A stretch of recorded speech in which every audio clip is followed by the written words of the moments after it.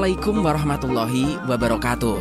Mitra Pas FM, tiba saatnya Anda ikuti kajian Kitab Targhib wa Tarhib, rangkaian hadis-hadis yang tercantum dalam kitab yang disusun oleh Al-Imam Al-Hafidz Zakiuddin Abdul Adim Al-Qawi Al-Mundiri. Anda bisa bergabung melalui SMS 085 277 999 101, telepon 0295 385 877, fanspage ataupun Twitter @paspati, dan grup Pas Spasi FM Spasi Pati saat acara berlangsung. Selamat mengikuti. Assalamualaikum warahmatullahi wabarakatuh. Makin pas makin pasti, Pas FM pasti. Bismillahirrahmanirrahim. Alhamdulillahirrabbilalamin. Segala puji bagi Allah Subhanahu wa taala yang senantiasa memberikan kita nikmat yang luar biasa, Mitra Pas. Hingga di hari Ahad pagi ini, Mitra Pas, kita bisa berjumpa kembali dalam kajian kitab hadis Targhib wa Tarhib. Salam dan salam senantiasa kita aturkan kepada junjungan kita Nabi Agung Muhammad SAW, yang mudah-mudahan kita senantiasa diakui menjadi umatnya yang ahlus syafa'ah. Amin ya rabbal alamin. Mitra Pas yang dirahmati Allah, melanjutkan kajian kitab hadis Targhib wa Tarhib. Namun sebelumnya kita sapa dulu beliau Abah Yai Mukhlisul Hadi Khairon di pagi hari ini yang sudah kersorawuh di studio Pas FM Pati. Assalamualaikum Abah. Waalaikumsalam warahmatullahi wabarakatuh. Kabar baik je? Alhamdulillah. Ini lama tidak berjumpa gitu. Kemana aja? Sedikit flu, sedikit batuk-batuk ini. Iya, jadi nanti mohon musim. maaf kalau di sesi ngaji nanti ada selingan iklan batuk. Dan Mitra Pas, di pagi hari ini satu topik yang juga masih satu rangkaian dari topik-topik sebelumnya, Mitra Pas, yakni ancaman bagi yang durhaka kepada orang tua. Leres ya ini? Ya, betul. Dan Anda Mitra Pas bisa bergabung di SMS dan WhatsApp 085277999101, juga telepon di 0295385877, juga tentu bisa langsung live di FB kami, di fanspage kami Radio Pas FM 42. Monggo silakan Abah. Bismillahirrahmanirrahim. Innal hamdalillahi jami'a nahmaduhu wa nastaghfiruhu wa nasta'inuhu. Allahumma shalli ala sayyidina Muhammad wa ala alihi wa sahbihi wa man tabi'ahu bil huda ila yaumil qiyamah. Amma ba'du. Ila hadratina bil Mustafa sayyidina Muhammadin sallallahu alaihi wasallam wa ala alihi wa azwajihi wa dhurriyyatihi ajma'in. إلى حضر المشايخنا ومعلمين ورب رخينا خصوصا مؤلفي هذا الكتاب شؤون الله لنا ولهم الفاتحة. أعوذ بالله من الشيطان الرجيم. بسم الله الرحمن الرحيم. الحمد لله رب العالمين الرحمن الرحيم مالك يوم الدين إياك نعبد وإياك نستعين اهدنا الصراط المستقيم الصراط الذين أنعمت عليهم غير المغضوب عليهم ولا الضالين. رب اغفر لي ولوالدي ولجميع المؤمنين آمين. بسم الله الرحمن الرحيم. عن عبد الله بن عمرو بن عاص, kacerita saking Abdullah bin Amr bin As radhiyallahu anhuma, mugi Allah pare ridha anhuma ing Amr bin As, anna Rasulullah sallallahu alaihi wasallam, saat temene Kanjeng Rasul Muhammad sallallahu alaihi wasallam, kala ngendikan Kanjeng Rasul, ngendikanipun minal kabairi, setengah saking dosa-dosa gedhe, iku Satmur rajuli misuine wong lanang walidayhi ing wong tuwa lorone rajul. Qalu, padha takon sapa sahabat, ya Rasulullah, wahai Kanjeng Rasul, wahal yashtamur rajulu walidayhi, wahal niku napa yashtamu misui sapa rajul wong lanang walidayhi ing wong tuwa lorone rajul. Qala, jawab Kanjeng Rasul, na'am ya syubbu abar rajuli, utawi misuine bapake wong lanang fayasubbu mongko misui abahu ing bapake rajul wa yasubbu ummahu lan misui mboke rajul fayasubbu mongko aran misui umau ing mboke rajul rawahul Bukhari wa Muslim wa Abu Dawud wa Tirmidzi. Hadis 3826. Ini diterangkan dari Abdullah bin Amr bin As radhiyallahu anhuma. Beliau mengatakan bahwa Rasulullah bersabda, di antara dosa besar itu memisui. Memisui itu bahasa Indonesianya apa, Mas? Mengata-ngatai. Ngata-ngatain kurang terlalu baik itu berarti. Terlalu baik. Bahasa Indonesia misuh itu apa? Misuh itu, semisuh itu ya. Ngata-ngatain ada ngata-ngatain baik. Kadang ngata-ngatain ya berkonotasi ngata-ngatain jelek ya. Tapi kok kata-katain yang baik itu kan juga. Berkata kasar gitu ya. Berkata kasar kurang. Memang bahasa Indonesia itu miskin sebetulnya. Tidak seperti bahasa Jawa ya. Bahasa Jawa itu kaya dalam pelafatan satu kejadian. Kaya dengan kosakata itu bahasa Jawa. Sekarang kalau misui gitu ada ngata-ngatain gitu. Padahal ngata-ngatain bisa ngata-ngatain baik dan jelek. Kalau jatuh itu ya dia terjatuh gitu aja. Itu kalau Jawa itu delok jatuhnya itu. Kalau jatuhnya ke depan namanya kejerungup. Nah, kalau ke belakang namanya ngeblak. Nah, kalau jatuh ke samping namanya kepleset. Itu maknanya satu kalimat sudah memberi makna yang jelas. Itu sebetulnya fungsi bahasa yang menjelaskan segamblangnya. Kalau bahasa Indonesia terkadang harus merangkai kata baru bisa menerangkan maksud dari kalimat itu. Nah ini. Termasuk misui ya misuh itu perlu cari ke kamus Jawa ya, kamus Indonesia itu. Kalau ngata-ngatain terlalu baik nah, ini misuh gitu. Jadi kita maknai misuh gitu ya jadi di antara dosa-dosa besar yaitu seorang laki-laki, seorang anak misui terhadap kedua orang tua nih. Tapi misui itu bisa bermakna mencuci tangan. Mijui gitu. Nah, miso gitu ya. Itu dosa besar itu. Anak misoi wong tua. Dosa besar. Kemudian sahabat bertanya, "Wahal yashtamu rajulu walidahi?" Wahai Rasul, yang dimaksud seorang lelaki misui kedua orang tuanya itu bagaimana? Naam, yo. Ya subuh abar rajul, ya subuh abahu. Kalau dia memisui bapaknya seseorang, kalau dia misui bapaknya orang lain, maka itu nilainya sama dengan dia memisui bapaknya dia sendiri. Wa yasubbu ummahu wa yasubbu ummah, kalau dia memesi ibunya orang lain, maka sama artinya dia misui ibunya dia sendiri. Ya Allah, kalau di jalan terkadang ada seorang yang arogan, bahasa Jawane dumeh ora wong tuane, dia bentak-bentak. Dumeh ora bapake, dia caci maki. Nah, dumeh bukan orang tua kandungnya, dia kasarin, dia kata-katain jelek, gitu ya. Dia pisuh-pisui, ya itu. Itu sama arti dia misuh untuk orang tuanya, misuh untuk ibunya, dan itu termasuk dosa besar. Naudzubillah min dzalik. Ini anak-anak kita, anak-anak remaja sekarang, anak sekolah itu kan kadang anak-anak TK aja pandai misuh itu.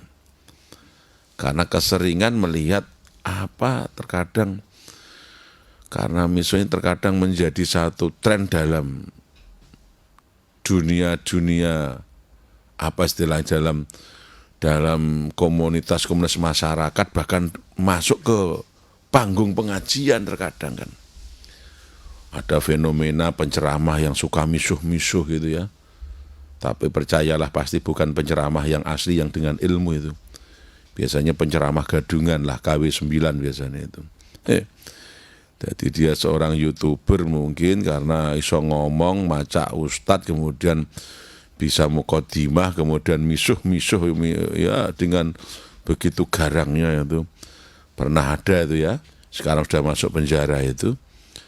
Ya, itu kalau dia paham, kalau misui orang sama dengan misui bapaknya itu termasuk dosa besar, pasti dia tidak akan melakukan itu.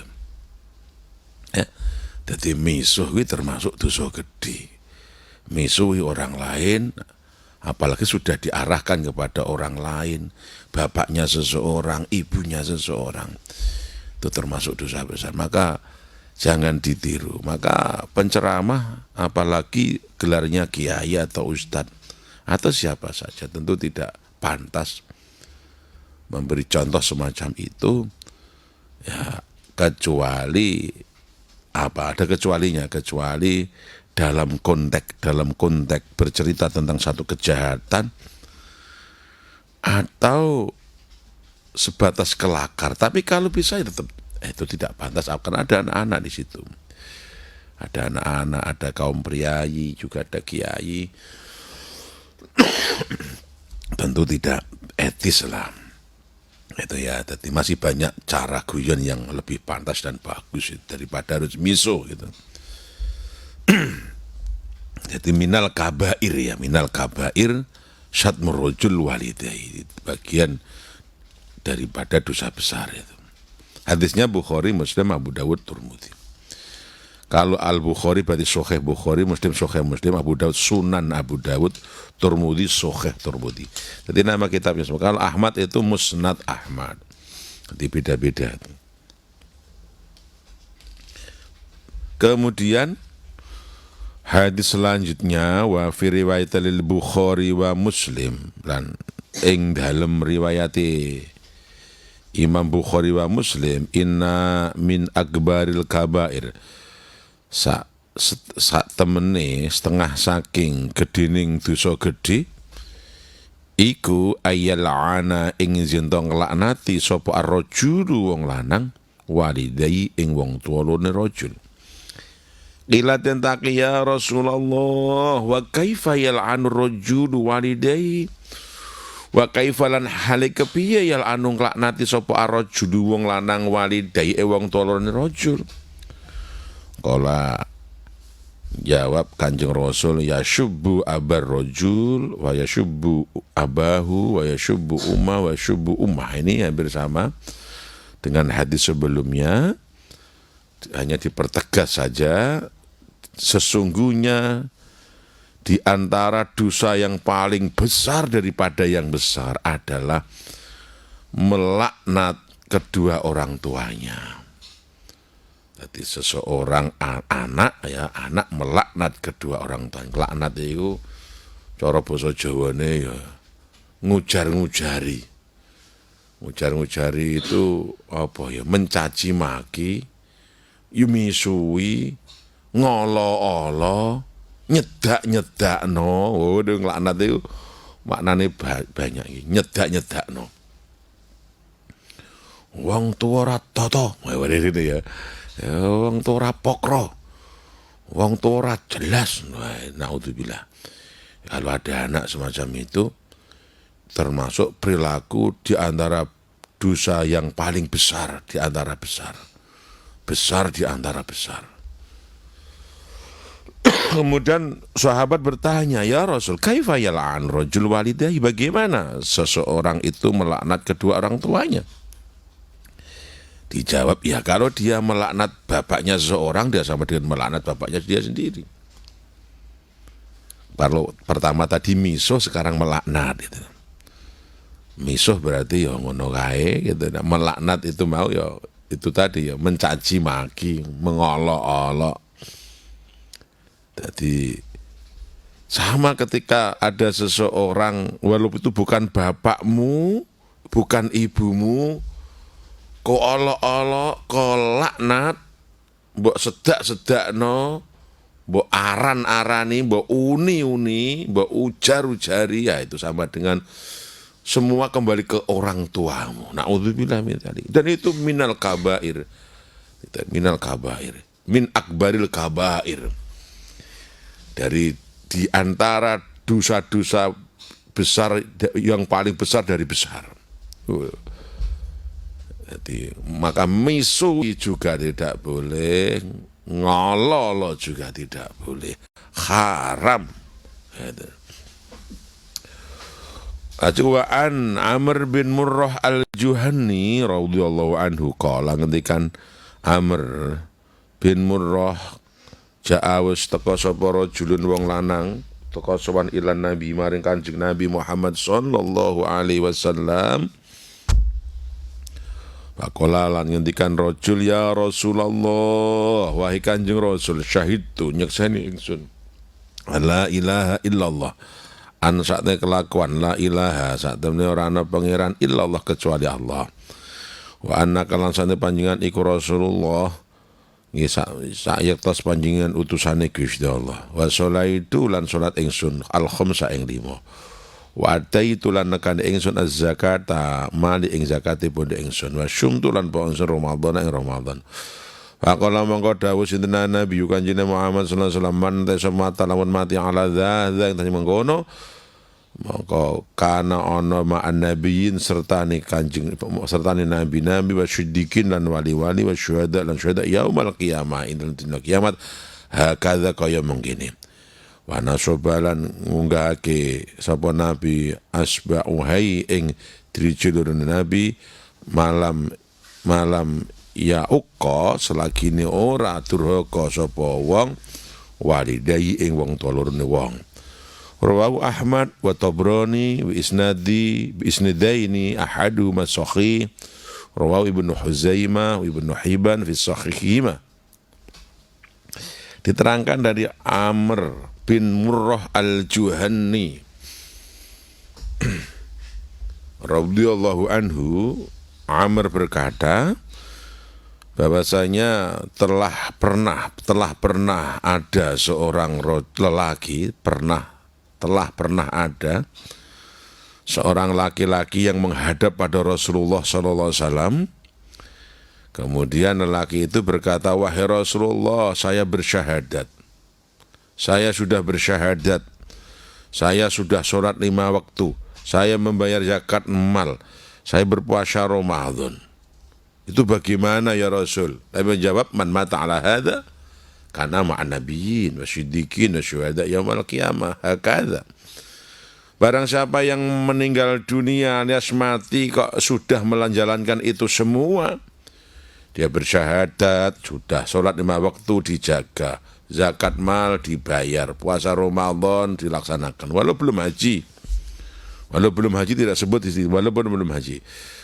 Man mata ala hadza, barang siapa yang mati meninggal dunia dalam keadaan begitu, maka dia kana ma'al nabin, maka dia akan dikumpulkan bersama para nabi-nabi, wasiddiqin, wali-wali, wasyuhada, para syuhada yaumul qiyamah hakadha.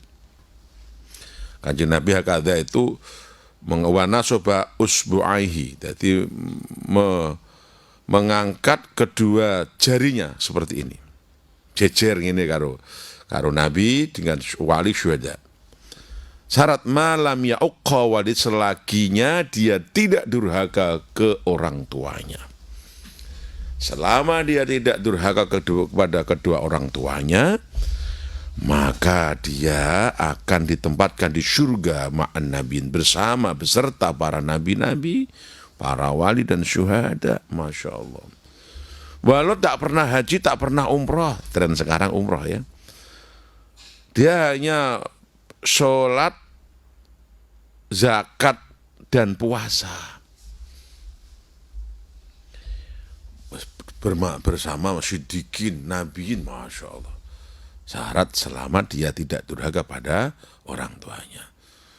Hadisnya riwayat Ahmad dalam Musnad Ahmad atau Tabrani, Sunan Tabrani, sanadnya sahih, Ibnu Khuzaimah, Ibnu Hibban mensahihkan semua hadis ini. Kemudian wa an Mu'ad bin Jabal radhiyallahu anhu diterangke saking Mu'ad bin Jabal radhiyallahu anhu kala ngendikan Mu'ad Ausani Rasulullah ausani wis masyati ing ingsun sinten Rasulullah sallallahu alaihi wasallam bi asri kalimatin kelawan 10 kalimat. Kala ngendikan Kanjeng Rasul la tusyrik billahi syai'an. La tusyrik ojo syirik sira billahi ing Gusti Allah sya'ane sesuatu wa in kutilta lan senajan den pateni sira wa khurikta lan dinobong sira wala ta'uqalan ojo durhaka sira walidaika ing wong tuwa loro ira wa in amaraka lan zento merintah ing ira antakhruja ing zento metu sira min ahlika sing keluarga ira wa malikalan pondok ira al hadis terusna sira ing hadis rawu Ahmad wa ghairi. Mu'ad bin Jabal menerangkan bahwasanya dia pernah diwasiati Rasulullah. Ya Rasul, saya diwasiati Rasulullah dengan 10 kalimat. Yang pertama, jangan pernah mensekutukan Allah. Walau kamu sampai dibunuh, walaupun kamu sampai dibakar, jangan pernah mensekutukan Allah. Nomor 2, jangan kamu mendurhakai kedua orang tuamu. Jangan kamu pernah mendurhakai kedua orang tuamu. Nah, ini walau di situ ada terusannya in amaraka an takhruja min ahlik. Di bawahnya ada notnya an takhruja min ahli bimana an tatluqa imra'atak. Anda harus walaupun berpisah dengan istrimu, jangan pernah kau durhaka kepada orang tuamu. Walau andaikan harus berpisah dengan istri, tetap jangan kau pernah mendurhakai kedua orang tua. Nah, ini menjawab bahwasanya apakah terkadang kan begini, ada anak, haruskah dia mengikuti cintanya atau orang tuanya? Berarti berdasarkan hadis ini, kau harus mengikuti orang tuamu, kau tinggalkan cintamu. Gitu. Ya. Jadi ketika orang tuamu sudah enggak setuju, sudah jangan teruskan. Jangan teruskan. Carilah ridho orang tua, ridho Allah fi ridho walidain. Sukhtullah fi sukhti walidain. Ridhonya Allah itu ada pada orang tuamu, keduanya, bukan salah satunya, keduanya. Ridho Allah ada di ridho orang tuamu. Marahnya Allah ada di kedua orang tuamu. Maka hadis ini menunjukkan jelas. Termasuk wasiatnya Rasul kepada Mu'ad bin Jabal 10. Jangan kau mendurhakai kedua orang tuamu, walau kau harus keluar dari rumah tanggamu, dalam arti meninggalkan istrimu. Tidak apa-apa. Wong Jawa bahasane, nek bojo ki sak dalan-dalanono, tapi nek wong tua ki donya akhirat mung siji tok.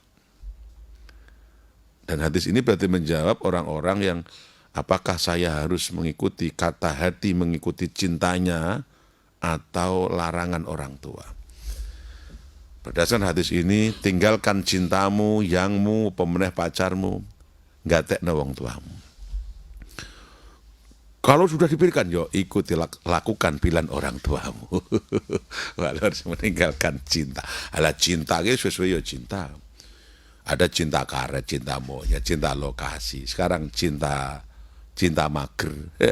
Agar wi'anan cinta sesuai. Sekarang berarti witing tresna jalaran saka ya kulino, tapi tinggal jalan saka wi'anan ku.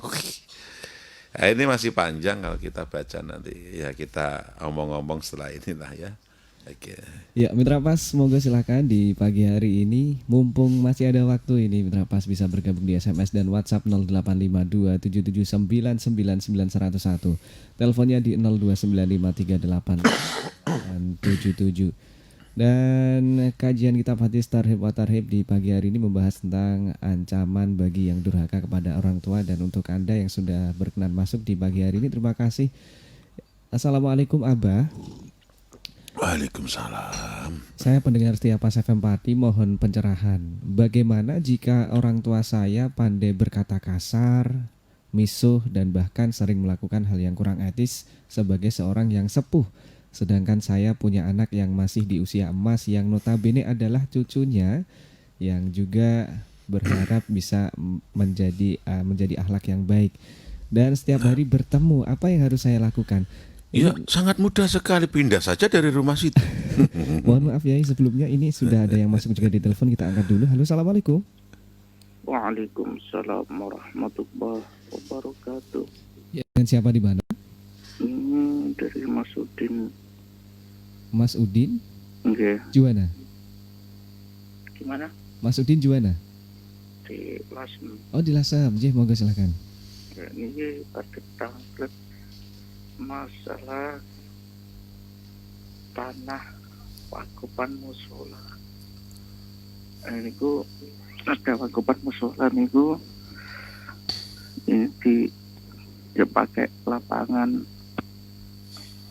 poli. Ini gimana solusinya? Abah Yai Mukhlis lagi khairan. Matursun. Assalamualaikum. Waalaikumsalam. Sudah ada dua penanya yang masuk, monggo silakan. Ya, kita jawab yang sudah saya jawab ya. Lanjut. Ya, jawabnya ya jenengan harus keluar di rumah itu kalau dirasa orang tuamu tidak memberi contoh yang baik sementara kau punya anak. Tapi pertama pandanglah itu orang tuamu seburuk apapun. Belajarlah dari Ibrahim terhadap orang tuanya. Seburuk-buruk orang tua itu orang tuanya Ibrahim. Tapi bagaimana sikapnya Ibrahim? Tetap baik, menghargai. Nah, anak-anak sekarang itu kan sok tahu, sok pinter. Kadang orang tuanya ya karena tidak sesuai dengan harapan mereka yang anak-anak modern, milenial, orang tua dianggap katrok, tertinggal. Karena dia juga banyak anak yang tidak memahami secara sosial kemasyarakatan, sosial budaya. Orang Jawa ya kon halus kaya apa ya tetap kasar gitu loh. Dan kalau menjadikan halus dalam berperilaku itu ya bukan hal yang mudah. Contoh orang-orang pedalaman itu ya kalau bilang meripat ya moto, matamu kena ngopo ya begitu. Ya apalagi sirah ya ndasmu kena ngopo gitu ya. Apakah salah? Enggak salah bang, itu bahasa atau itu. Hanya diksinya harus dipilih gitu kan. Itu kan perlu sekolah. Kalau tabiatnya orang tamu semacam itu mau kau salah-salahkan terus. Terus kau merasa paling pintar dan bisa menyelamatkan generasimu yang katanya golden year itu dan sebagainya di masa-masa usia emas perlu pendidikan. It's okay lah kamu. Maka keluar dari rumah itu. Kan orang tua juga sudah lepas kewajiban ketika sudah menikahkan. Kenapa harus bersama orang tua kalau merasa terganggu? Nah begitu, bukan menyalahkan orang tua. Karena itu tabiatnya. Orang-orang pedalaman, orang-orang kampung itu ya emang gak ada yang lembut semua, karena gaya-gaya alasan semua. Tapi mau apa itu, itu bahasa keseharian. Bagi mereka juga enjoy aja. Ya kita ini orang-orang yang muda terkadang yang sok meriaya ini itu aja. Iya bagus lah, bagus. Tapi tidak harus juga dengan menyalah-nyalahkan dengan logat dan gaya mereka. Nah kalau ini ya kamu harus keluar dari komunitas mereka, hidup mandiri sendiri, dan tetap menjalin silaturahim. Itu ya jadi ngontrak dhewe nek ra omah. Nah, gitu. Karena memang sa'adatul mar itu arbaun. Arbaatun. Orang disebut bahagia itu kalau 4. Pertama ya pasangannya solih, baik, solihah. Artinya baik, pasangannya baik.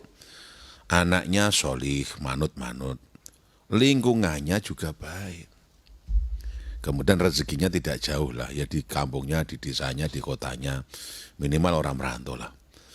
Karena kon bahagia piye nek jeneng merantau itu tersiksa secara batin. Mungkin secara materi cukup. Tapi hidup itu tidak hanya materi. Walau realistis hidup serba materi. Tapi yang bikin bahagia bukan hanya materi.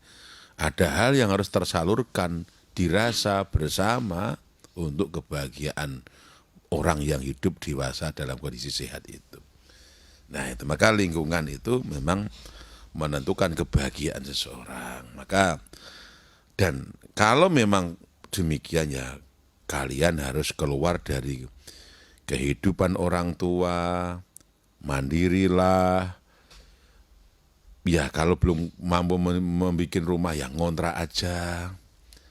Terus anakmu kasih contoh yang baik, jangan bawa ke komunitas yang tidak baik. Tapi kalau memang itu lagatnya orang tamu, ya sudah, wong anjen wong desa wis kaya ngono. Jadi pemilihan diksinya tidak seperti kaum priayi Solo, karena Jawa ini, maka dalam sejarah kenapa Islam itu hampir 700-800 tahun itu tertahan di Jawa, tidak berkembang.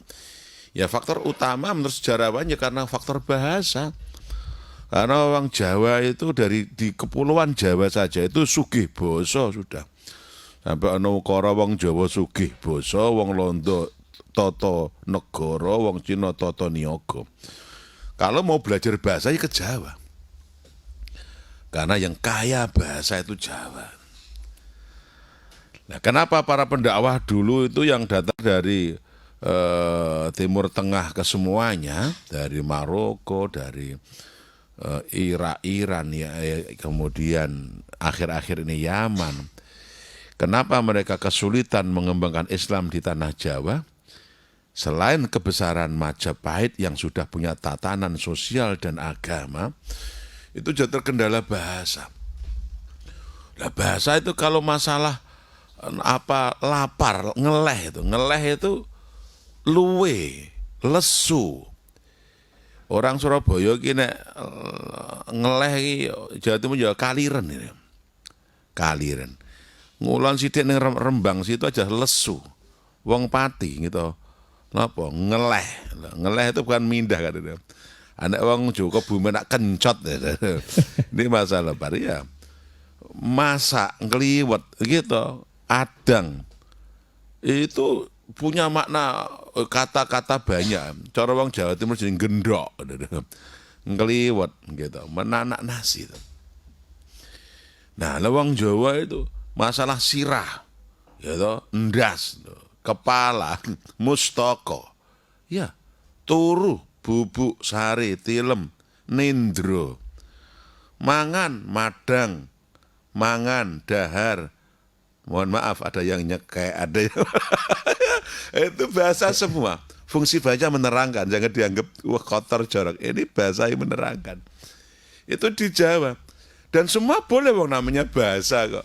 Maka dalam paramo sastra Jawa itu ada unggah-ungguhing basa. Maka disebut orang yang bahasanya carut marut dalam orang Jawa itu disebut wong sing ora duwe, wong sing kurang unggah-ungguh. Kurang unggah-ungguhe karena tidak tepat memilih diksi, tidak tepat memilih prasa, ya, tidak tepat dalam merangkai kata-kata. Aku arep kondur ya. Tare gitu ya. Awake dhewe dikondur-kondur itu kan ya ratoto maksudnya. Namanya apa kurang unggah-ungguh. Sik kula tak sari sik nggih. Saking halusnya ya. Saking halusnya awake dhewe. Nah itu dalam contoh semacam itu disebut ada orang yang kurang unggah-ungguh karena ada unggah-ungguhing basa. Sehingga bahasa itu di wilayah-wilayah ini kromo, ngoko, koromo, madya, kromo, inggil, semua ada kromo. Kromo itu tata, jadi etika. Etikane ngoko itu biasa. Seperti kalau orang mana itu negara yang separuh orang Jawa itu, Suriname. Suriname itu ada.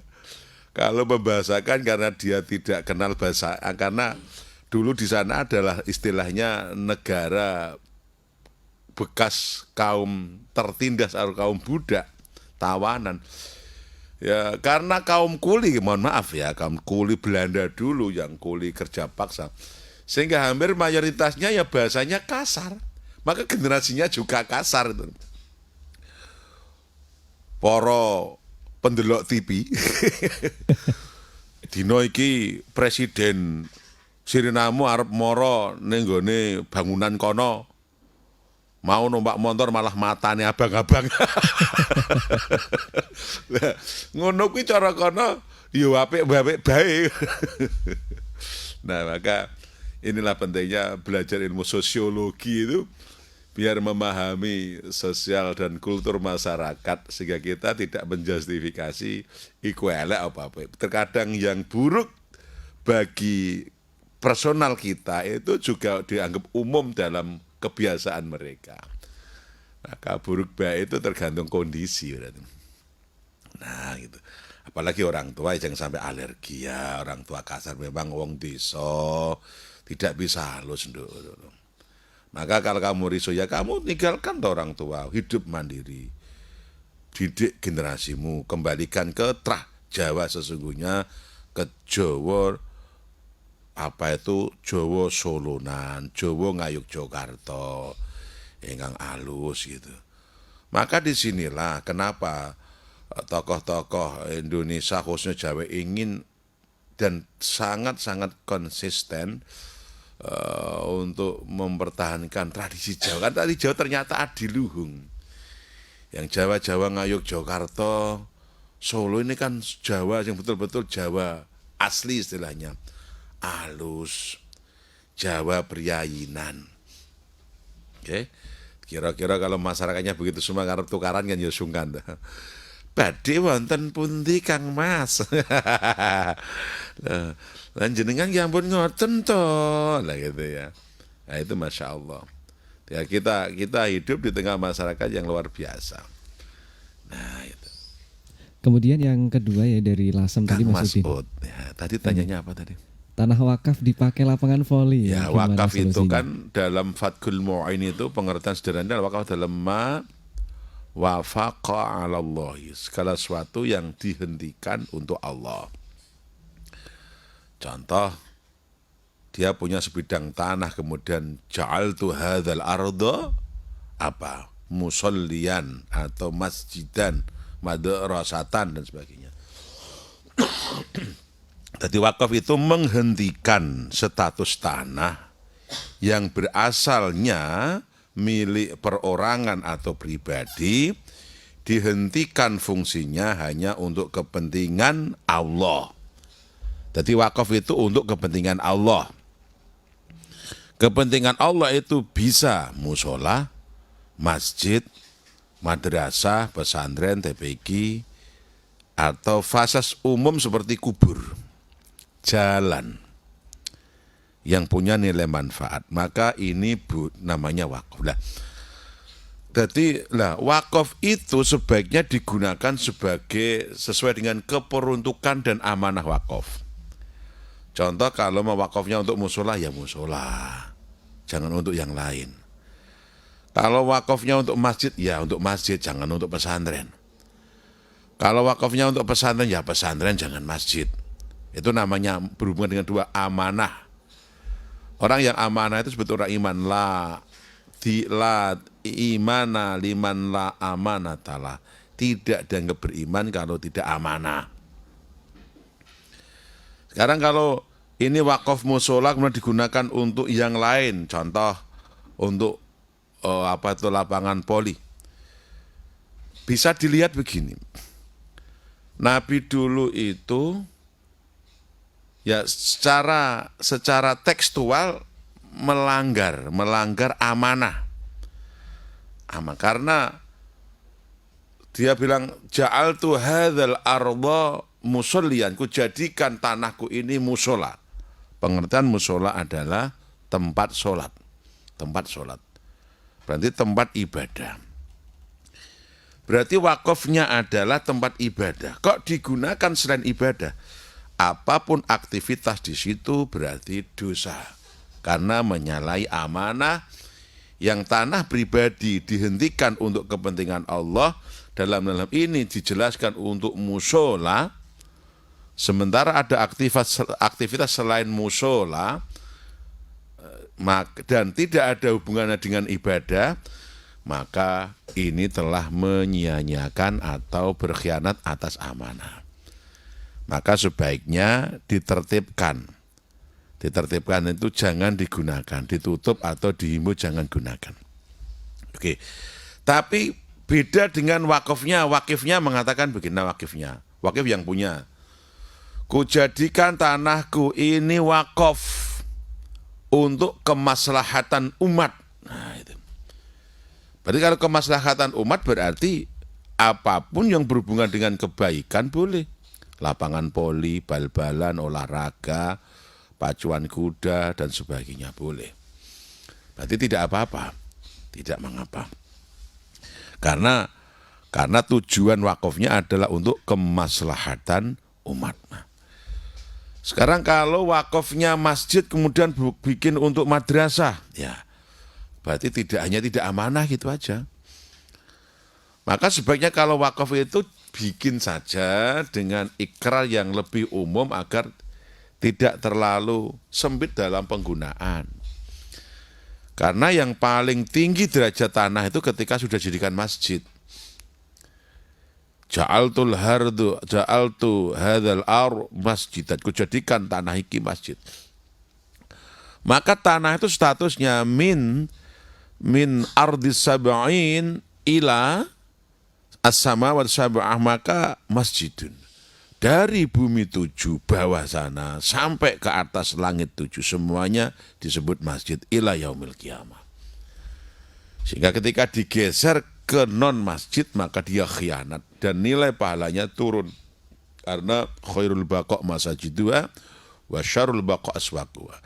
Desa kampung yang paling tinggi derajatnya itu ya masjidnya. Yang paling rendah ya pasarnya. Maka jangan sampai ada kejadian masjid berubah menjadi mal, pasar, warung. Jangan sampai. Karena betul-betul menghinakan sesuatu yang sudah tinggi. Itu kedzaliman yang paling zalim.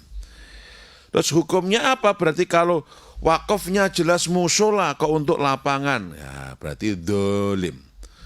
Karena zalim itu wad'u syai' li ghairi mahali, meletakkan sesuatu tidak pada tempatnya. Berarti zalim. Melakukan kezaliman berarti melakukan hal yang tidak sesuai dengan fungsi dan guna. Nah, itu. Nah, karena kezaliman berarti dosa, maka diingatkan. Tapi tadi saya ingatkan, tapi kalau wakafnya umum ya bisa gitu loh. Karena sebetulnya olahraga dan ketangkasan sebetulnya dalam Islam sangat dianjurkan. Contoh Nabi itu bersabda, "Adibu auladakum asyasah warimaya." Didiklah anakmu itu ilmu ketangkasan, bela diri, ya, bela diri, pencak silat, karate, nek CNO ya pager nusa, nek Muhammadiyah ya tapak suci dan sebagainya. Itu ketangkasan. Dan memanah, menembak, itu sebetulnya konteksnya bukan hanya memanah, tapi ya menembak juga, menembak, memanah. Dalam hadis lain berenang dan berkuda. Berenang dan berkuda. Berarti Rasul itu mengkaitkan, memerintahkan umat itu untuk belajar ketangkasan, ya, dalam arti ilmu bela diri. Rasul mengajarkan agar anak-anak kita mahir dalam berkendara. Jadi kok tekstualnya ya memanah dan berkuda. Itu dulu kan, dulu belum ada motor, belum ada mobil. Belum ada senapan, belum ada soft gun kan. Nah, sekarang ya berarti ya bisa bermakna ajari anakmu itu berkendara dengan mahir. Ajari anak menembak dengan jitu.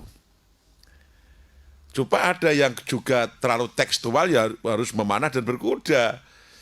Sekarang jangkauan memanah kan sangat terbatas dibanding dengan menembak. Terus memanah itu juga kurang praktis sekarang, apa yang ngalir itu nggak panah gitu, beda dengan soft gun kan. Nah itu namanya kontekstualnya, satu perintah menunjukkan adalah satu keahlian menyerang dan ketangkasan berkendara. Terus Nabi memerintahkan untuk berenang juga. Berarti bagi olahraga yang non judi, olahraga itu juga bagian daripada hal yang harus dilakukan oleh anak-anak kita. Nah, kalau dihubungkan demikian, berarti sing poli kuwi cah langgaran, gitu ya, cah musolanan itu. Sing poli kuwi cah musolanan kono. Atau sing bal-balan ki cah langgaran kono. Harapan engko kalau dia poli, dia bal-balan di situ, awake sehat, semangat jamaah. Berarti lapangan ini tidak menjadi masalah gitu loh. Harapannya ya. Iya, nggak jadi masalah gitu. Karena al umur bima qasidiha. Segala sesuatu dikembalikan pada tujuannya. Jadi kalau ini tanah musola, wakaf musola, pergi lapangan bal-balan. Nah, kalau yang bal poli cah musola ya tidak apa-apa berarti. Dengan tujuan kan nanti kalau anak muda-muda sehat dan semangat jamaahnya, semangat memakmurkan musola begitu ya tidak apa-apa gitu. Tapi kalau orang lain datang langsung poli, tidak ada hubungan musola, terkadang musola nggon nguyuan blogo gitu ya, urak-urak wae bubarno. Atau memang jadi sarana untuk narik, biar poli anak-anak, biar tertarik nanti bisa jamaah, itu bagus itu. Jadi dilihat konteksnya saja atau Ya bagaimana gitu ya. begitu. Nanti bisa dikompromikan, bisa dibubarkan atau diteruskan. Ya kita harus banyak fleksibelnya ya. Karena hadis itu kan ada tekstual, ada kontekstual. Karena ayat pun selalu berhubungan dengan asbabun nuzul, kalau hadis asbabul wurud. Nah itu. Nabi saja ketika ditanya, istri-istri Nabi kita ditanya, sahabat ditanya aja jawabnya bisa beda. Sayyidina Abu Bakar tanya, bagaimana? Kamu kalau Ramadan masih mencium suami, istri enggak? Masih, enggak apa-apa. Kalau Sayyidina Ali aja enggak lah. Gitu. Sama-sama sahabat, sama-sama mencium aja, karena beda apa? Satu kondisi juga bisa beda jawaban. Gitu. Iya. Dan Mitra Pas nih satu penanya terakhir barangkali Yai di pagi hari ini yang akan kita angkat ada dari Abah Syahri. Assalamualaikum. Waalaikumsalam. Unen-unen apa hadis Yai? Anak laki-laki setelah nikah adalah tetap anak ibu dan bukan orang lain walau jadi suami. Terima kasih. Wassalamualaikum. Ya sebetulnya terinspirasi dengan hadis begini. Ketika Nabi mengatakan bertanya kepada sahabat, siapakah orang yang paling harus dihormati seorang laki-laki? Maka ibunya. Siapa lagi? Ibunya. Dalam hadis lain, manusia siapa yang harus paling dihormati? Ibunya, bapaknya. Dalam hadis lain, ketika dibandingkan antara orang tua dan istrinya, maka yang paling berhak ditaati seorang laki-laki yang telah menikah adalah orang tuanya atau ibunya, kalau bagi istri adalah suaminya. Tapi di hadisnya, tapi suami yang baik adalah memuliakan istrinya yang diajar untuk menghormat kedua orang tuanya. Sebetulnya hadis ini multi tafsir ya, tergantung kepentingan itu. Kalau kepentingannya untuk mendoktrin anaknya biar tidak lepas, maka kau adalah anakku walaupun nikah dimanapun gitu ya.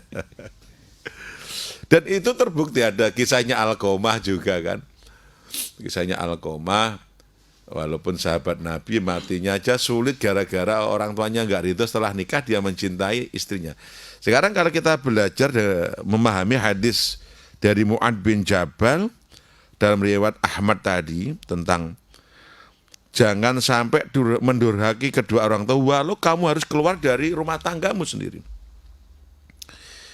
Itu kan menandakan orang tuamu itu segalanya. Orang tuamu itu segalanya. Walau harus berpisah dengan istrimu, orang tuamu itu nomor satu. Jangan kau tinggalkan orang tuamu, apalagi hanya karena orang lain. Walau itu keluarga min ahlika, dari keluargamu sendiri, rumah tanggamu. Itu orang tuamu. Orang tua itu difahami, orang tua itu bukan hanya orang tua kandung. Ada 4 orang tua yang jangan kau sakiti. Pertama, orang tua biologis, itu orang tua kita. Kedua, orang tua yang menikahkan, mertua itu orang tua kita. Jangan kira walaupun itu mertua orang lain, tidak bisa. Secara fikih ketika kau telah dinikahkan, maka orang mertuamu menjadi orang tuamu yang apa? Persentuhan wudhunya tidak batal. 1. Kemudian menjadi hubungan musyawarah sampai kapanpun mertuamu tidak boleh kau nikahi. Dan sebaliknya.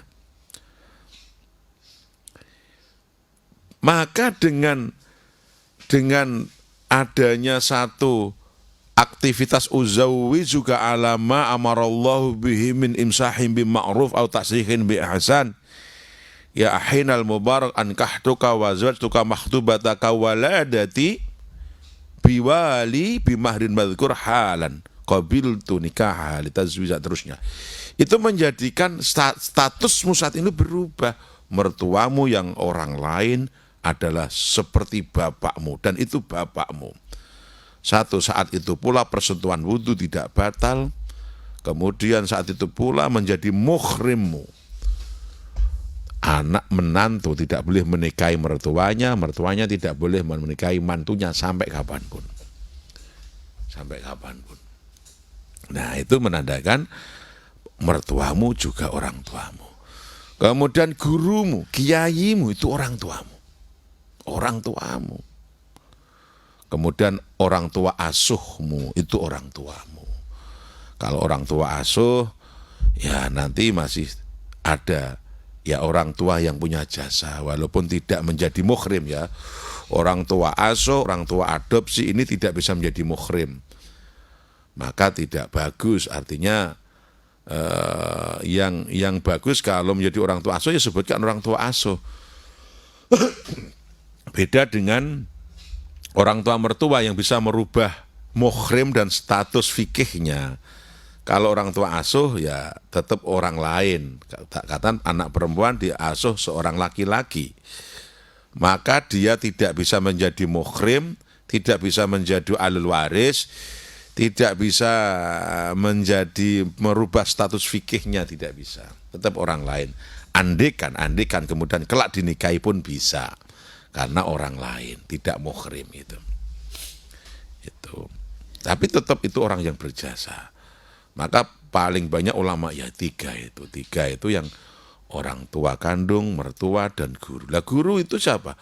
Yang akan menghantarkan kau masuk ke surga itu gurumu. Karena kelak masuk surga itu bukan sendiri-sendiri, tapi ada yang menghantar, yang membawa. Itu para ulama kita. Kalau guru kita Google gimana? Bukan guru. Maka Google tidak sebut guru.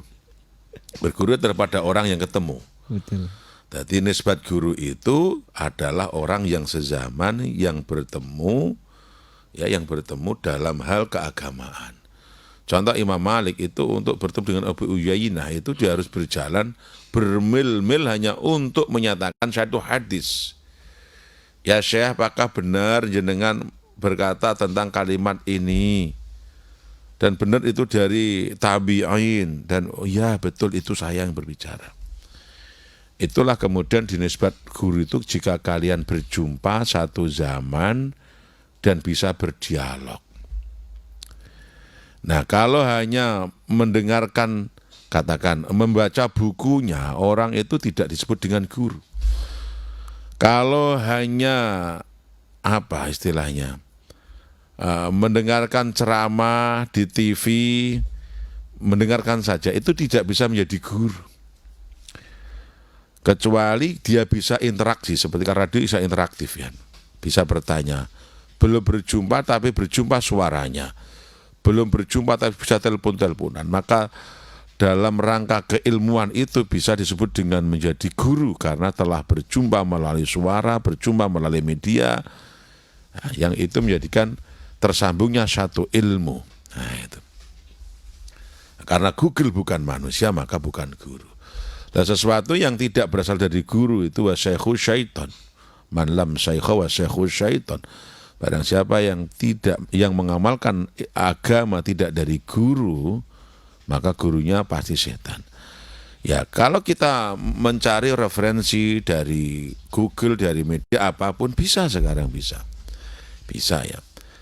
Bisa, tapi untuk translate ilmu bisa. Tapi kalau untuk kelak menjadi guru belum bisa karena tidak berjumpa gitu. Wah, kayak guruku belum bisa. Karena kau merasa dia gurumu tapi yang berceramah belum tahu kau adalah muridnya gitu. Kalau ilmunya dapat tapi sanadnya tidak dapat. Ya Abah, ini waktu kita Tas, monggo kesimpulannya. Baik, ya hanya hidayah Allah yang mampu membawa pada pencerahan, bertambahnya satu pengetahuan untuk diamalkan secara istiqomah. Maka mendapatkan satu pencerahan namanya hidayah, menjalankan hidayah itu namanya inayah, secara istiqomah terus adalah taufik, dan kesemuanya adalah yang kita pinta setiap saat dan setiap waktu. Karena dengan itu kita akan terselamat, terarahkan, dan diridhai Allah Subhanahu wa Ta'ala. Ada kekurangan dan kesalahan tentunya dari saya pribadi, minta dimaafkan. Kalau ada kebaikan dan kebenaran, silakan diamalkan dan sebarluaskan, maka akan bertambahlah ilmu ini menjadi manfaat. Akhirnya al-afu minkum bila taufiq wal hidayah. Assalamualaikum warahmatullahi wabarakatuh. Waalaikumsalam warahmatullahi wabarakatuh. Dan Mitra Pas, demikian akhir dari perjumpaan kita di edisi hari ini. Terima kasih untuk atensi Anda, terima kasih yang sudah memberikan pertanyaan. Mohon maaf untuk pertanyaan yang belum bisa dibaca, belum bisa disampaikan di pagi hari ini, akan kami tampung untuk ahad depan Mitra Pas. Ovi pamit, selamat pagi, selamat berakhir pekan, informasi Pas FM pasti. Wassalamualaikum warahmatullahi wabarakatuh. Mitra Pas FM, baru saja Anda ikuti kajian Kitab Targhib wa Tarhib, rangkaian hadis-hadis yang tercantum dalam kitab yang disusun oleh Al-Imam Al-Hafidz Zakiuddin Abdul Adim Al-Qawi Al-Mundiri. Acara ini bisa Anda ikuti setiap hari Ahad dari jam 5 pagi. Anda juga bisa bergabung mujahadah Dzikrul Ghafilin dan Rotibul Hadat dan kajian kitab Tambihul Ghafilin setiap malam minggu, dan kegiatan Duha Mubarokah jam 10 pagi hingga waktu duhur setiap Rabu yang diawali tahsinul Quran dan wadifah mulazimah, dzikir thoriqoh mu'tabaroh samaniyah, serta pengajian kitab Durratun Nasihin dan Tanwirul Qulub. Wassalamualaikum warahmatullahi wabarakatuh.